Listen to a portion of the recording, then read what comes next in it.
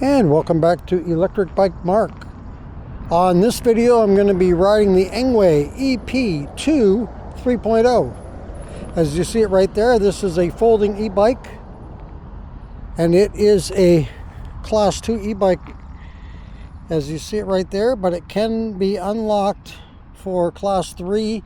But just a reminder on this bike though, if you unlock it to class 3, it goes the top speed, which is around 28 miles per hour with throttle. So it's not just going to be pedaling, you're going to actually throttle it to 28. So if you don't mind that, then you can certainly unlock the bike and have it go that speed. Otherwise it is a class 2, and so I'm gonna hop on and we're going to talk a little bit and ride on the bike, give you a sense of what it's like. And I want to tell you up front that this could be possibly one of the best, if not the best, e-bike out there right now. For a sale price, there's currently $10.99, but with a discount code that I have, Mark100, Mark100, you can save another $100 and get it down to $9.99. A great deal. And this bike,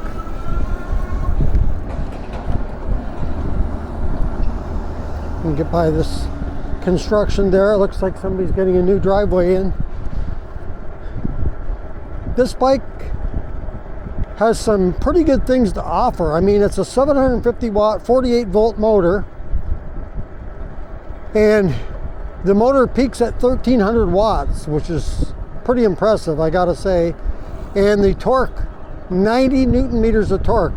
You don't generally see that on a bike that's 750 watts, especially one that's a folding bike. You know, they tend to have sometimes a little less power, but it's got the 4-inch by 20 fat tires, which I'm a big fan of. I really like fat tire bikes. I know some people prefer the narrower tires. I'm a big fan of the fat 4-inch or even 5-inch. I'm good with that too. And especially if you don't have a full suspension, this bike does have a front fork suspension, but no rear suspension. And so having the fat tires definitely helps to absorb some of that bumps and makes it a little bit smoother ride. So I'm all good with that for sure.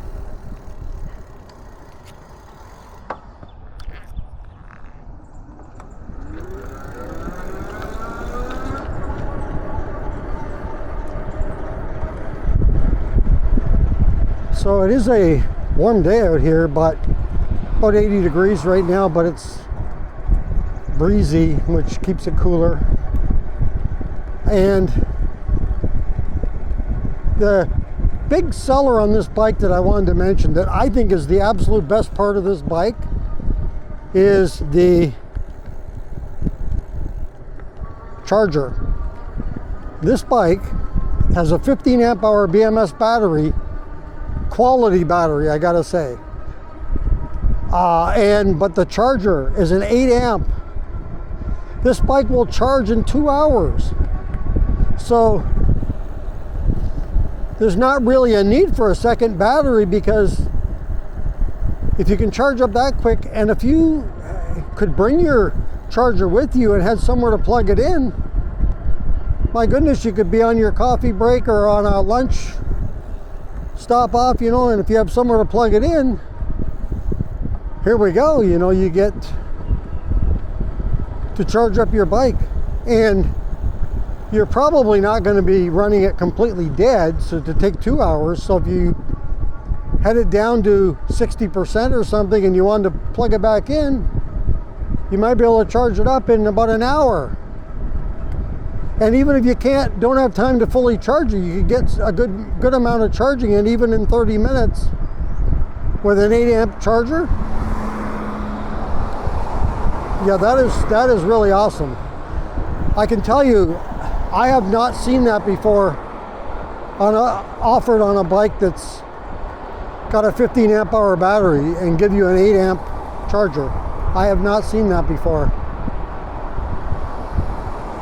I've had a 5 amp charger before on a 17.5 amp hour battery, but never have I had an 8.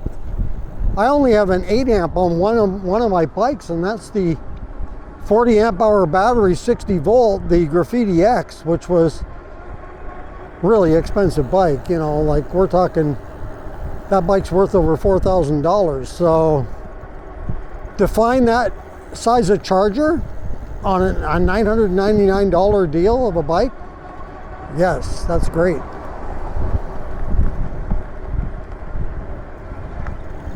I'm gonna throttle here for a minute. Now, pedal assist 5 is the highest it goes. And I do have this bike unlocked.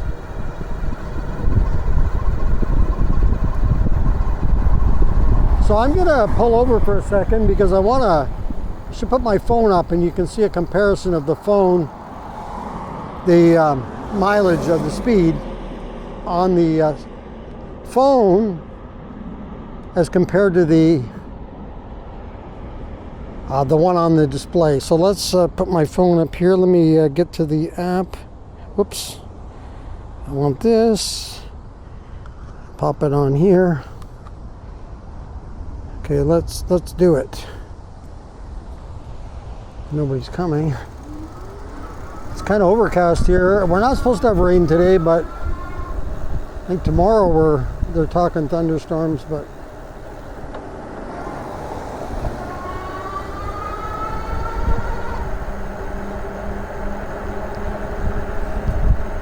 pretty close. Look at that. Yeah, they got a pretty accurate display on here.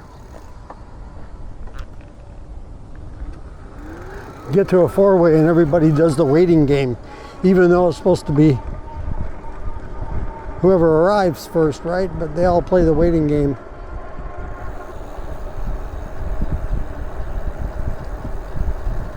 Yeah, this bike is a great bike, especially too the fact that it's folding. So if you're limited for space or you want to go camping, take this bike along with you. Perfect for trails. I'm gonna go on a little trail coming up here, but it's really short. But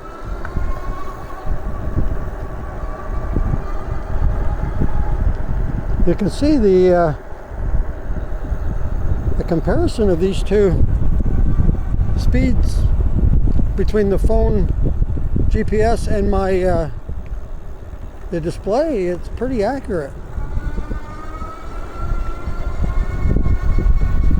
One thing to note is that the throttle here is a thumb throttle and it's on the left, which is a little different, but I'm seeing more and more bikes that way with throttle on the left.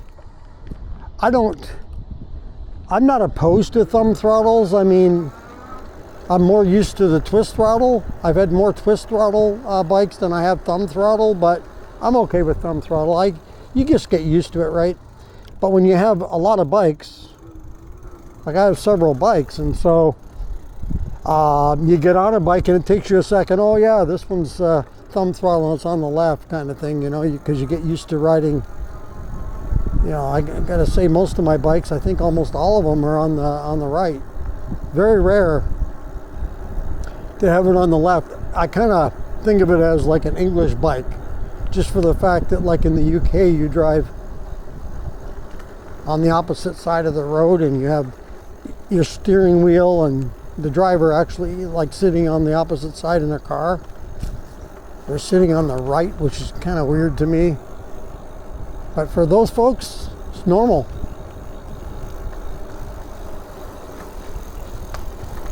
This is the trail I was telling you about.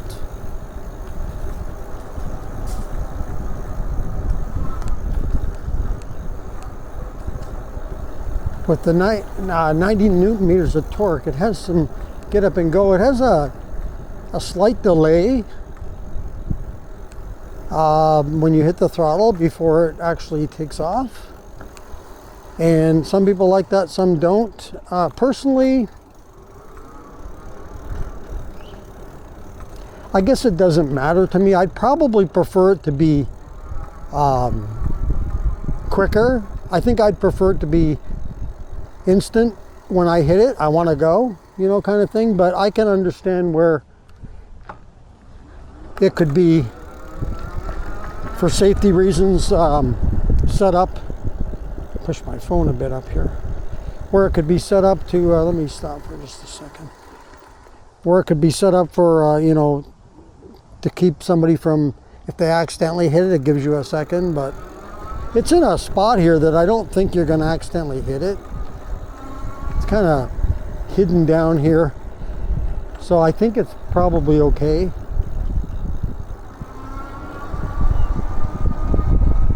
This bike has a couple of things that I really like. First of all, I'm a big fan of the 20-inch fat tires. My preference is 20-inch bikes.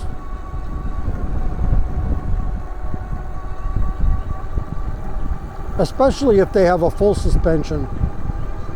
I think sometimes the bigger bike can be a little bit smoother to ride, but these ones are a little more nimble to get around, you know, like to maneuver around things and stuff like that. But I can see where if you want the 26-inch wheels, if you're out on a highway or like on a main, kind of a semi-main road, and you got a long straight, I think the large tires are good for that.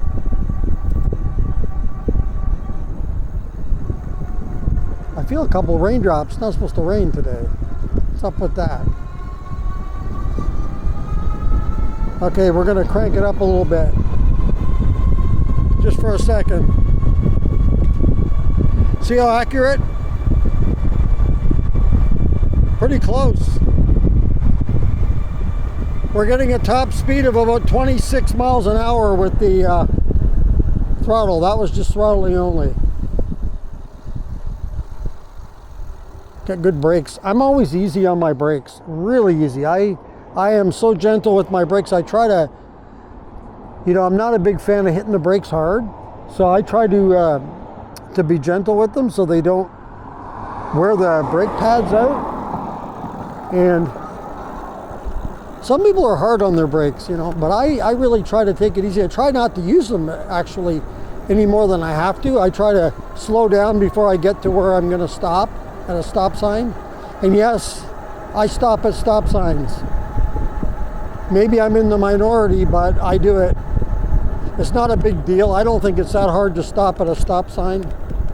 You know, some people think it's a big deal to stop the bike. I'm okay with it. Like I say, it's not that hard to do. If you have an issue with having to get off your bike and hard to get on and off, maybe you got to lower your seat.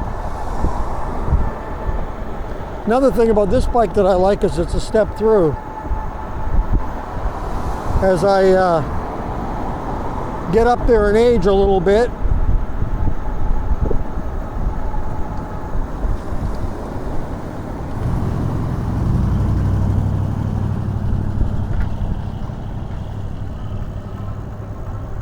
I find it easier just with the step through, you know, where I can just get off and, you know, I don't have to throw my leg over. But my favorite bike is the Moped-Style, and you know what? You have to throw your leg over on those.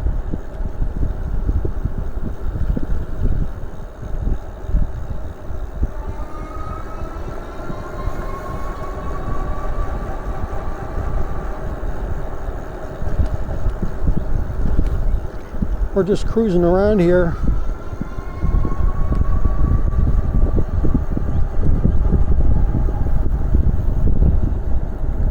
I think I have to stop again because my phone mount is coming loose here. I don't know if I had it up tight enough here.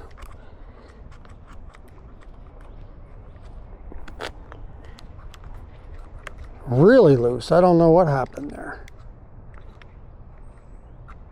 I guess it's part of one of those things that when you go out for a ride, you don't have to do it every single time. Depends on how much you rode, I guess. But it's not a bad idea to check all of your nuts and bolts and all that good stuff to make sure that you are tight. And I never even thought about the phone mount being loose, but it was there.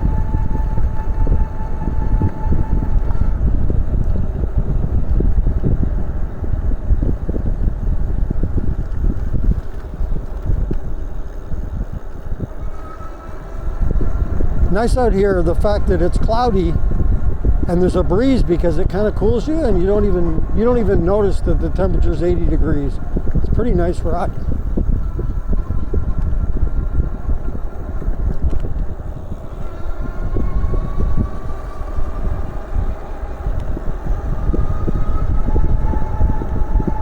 This motor has a little bit of noise. You can hear it when you hit the throttle. A little bit of a buzz.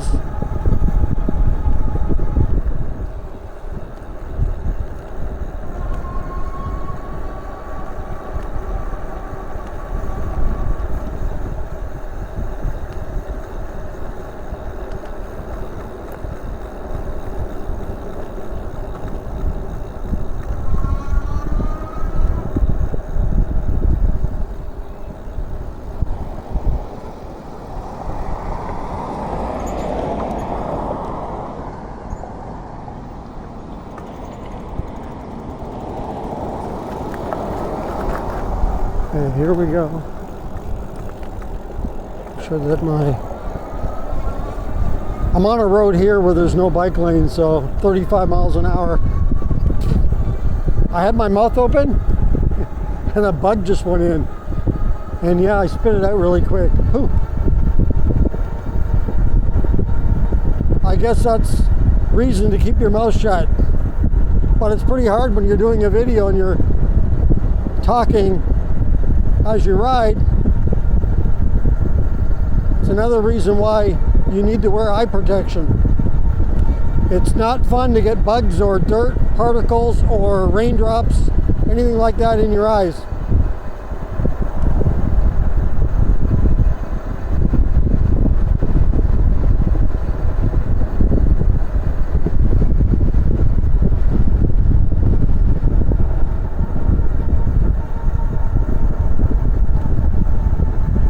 Alright, that's going to do it for this video.